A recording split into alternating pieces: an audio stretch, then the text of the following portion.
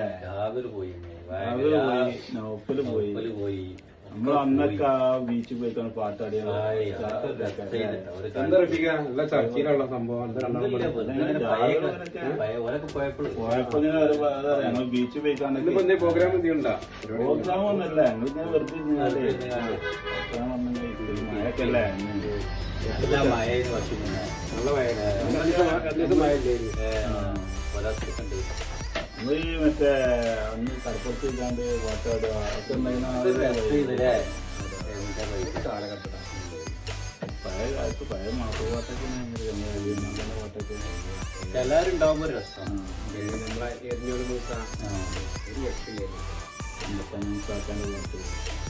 അതൊക്കെ അന്നത്തെ ഒരു രസവും.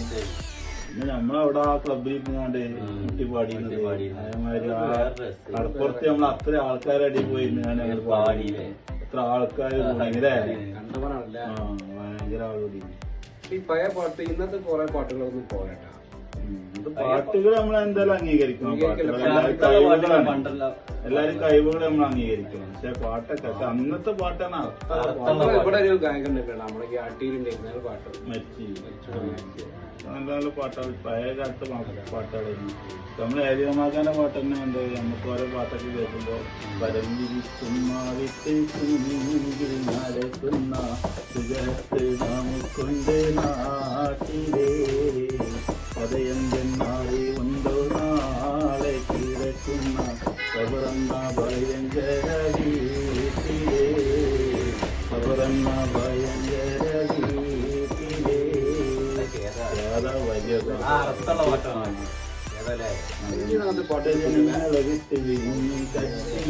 പോകുമ്പോൾ ഉറ്റവരെല്ലാം കരളും പൊട്ടിക്കരയുന്നുണ്ടകലുമ്പോൾ അകലുമ്പോൾ ദേഹത്തിലെ പെണ്ണ് പറയുന്നു ഉലകത്തിൽ ഉലകത്തിൽ തനിക്ക് ആരുള്ളത് അടിപൊളി ഒരു അക്ഷരമൊക്കെ വരണേ. നമ്മളെ ആ പാട്ടിലേക്ക് ഇറങ്ങി ചെന്നിട്ട് ആ പാട്ടൊക്കെ കേട്ടിരിക്കാൻ ഇതേ മറ്റേ ബെഞ്ചിമേലേക്ക് കേൾക്കാൻ പറ്റിയ പാട്ടുണ്ടായിരുന്നു. നമ്മൾ രണ്ടത്തെ പാട്ട്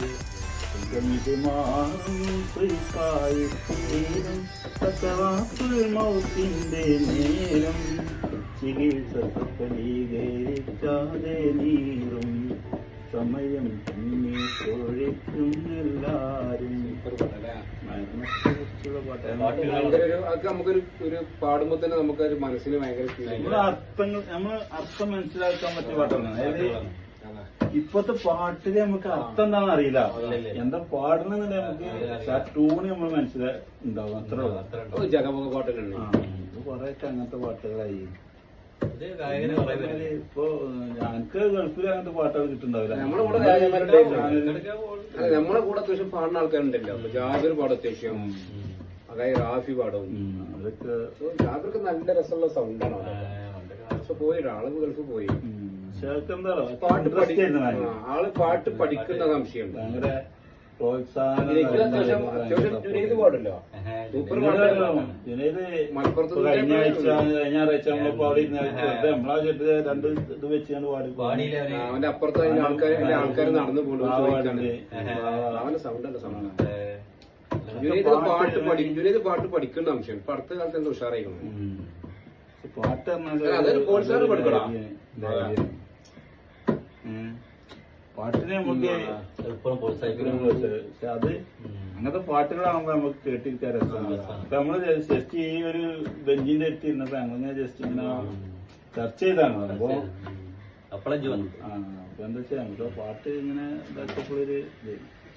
അതേപോലെ തന്നെ നമ്മളെ മറ്റേ എരിഞ്ഞോളി മുസാഖാനെ പാട്ടുണ്ട്. അത് കെട്ടുകൾ മൂന്നും കെട്ടി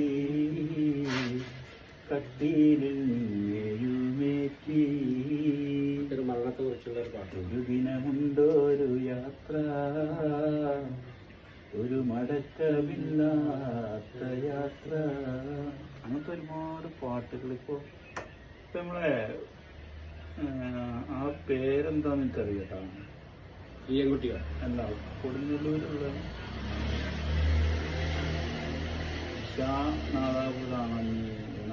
എന്താ ആരാ പാടിയെന്ന് എനിക്കറിയില്ല കറക്റ്റ്. ഒരു പാട്ട് പാടിയിട്ടുണ്ട്.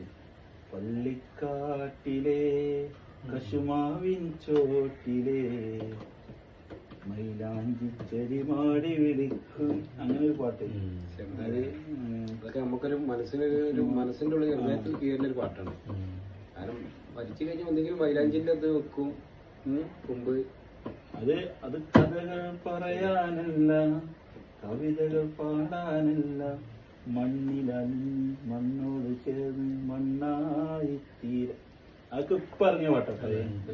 നമ്മളെ ഏത് പാട്ടാണ് സംഗീതോനി, ഏത് പുതപ്പിട്ട് മൂട് അതീജാനുള്ള അത് ഭയങ്കര രസമായ പാട്ട്. അടുത്ത് ഞാൻ യൂട്യൂബിൽ എന്തോ കേട്ടായി എന്റെ മൈൻഡിൽ അത്ര കേറി. പക്ഷെ ഇത് എന്താ പറഞ്ഞിട്ട് എന്താ മനസ്സിലാക്കേണ്ടത്? ഒരു പ്രാവശ്യം കേട്ടോളൂ. ഇതിപ്പോ പറഞ്ഞിട്ട് എന്താ മനസ്സിലാക്കേണ്ടത്? ഓരോ പാട്ടും ഒന്നിക്ക് മെച്ചാണ്. ഒന്നിനെ നമുക്ക് വേർതിരിച്ച് വെക്കാൻ പറ്റുക. പഴയ പാട്ടൊക്കെ ഒന്നിക്ക് നമ്മളെ മനസ്സിന് ഒരു ഫീൽ പറഞ്ഞാല് ഇപ്പത്തെ ഇതില് പറഞ്ഞാല് നമ്മക്കൊക്കെ പ്രായം സത്യം പറഞ്ഞാല് 40 വയസ്സ് ആ റേഞ്ചിലായി. ഇപ്പൊ നമ്മളെ ഉപ്പാന്റെ കാലത്തൊക്കെ നമ്മളെ ചെറുപ്പകാലത്തൊക്കെ ഇപ്പൊക്കെ 40. എന്റെ എന്റെ മരിച്ചത് 55. പക്ഷെ നമ്മൾ പ്രായം നോക്കുമ്പോ നമ്മളെവിടെ എത്തി, പക്ഷെ നമുക്ക് ആ ഒരു ഇത് നമ്മളെ മനസ്സിൽ വരുന്നില്ല. സത്യം പറഞ്ഞാൽ പ്രായം കൊണ്ട് നമ്മൾ എത്തിക്കുന്ന എല്ലായിടത്തും. സത്യം പറഞ്ഞാൽ ആർക്കും നമ്മളെ സ്വയം വയസ്സ് നമുക്കത് ശരിക്കും നമ്മളെ മനസ്സിലേക്ക് വരുന്നില്ല. അങ്ങനെ അതുമല്ല മനസ്സിൽ നമ്മൾ ആയി നമ്മൾ അംഗീകരിക്കാനും പണി.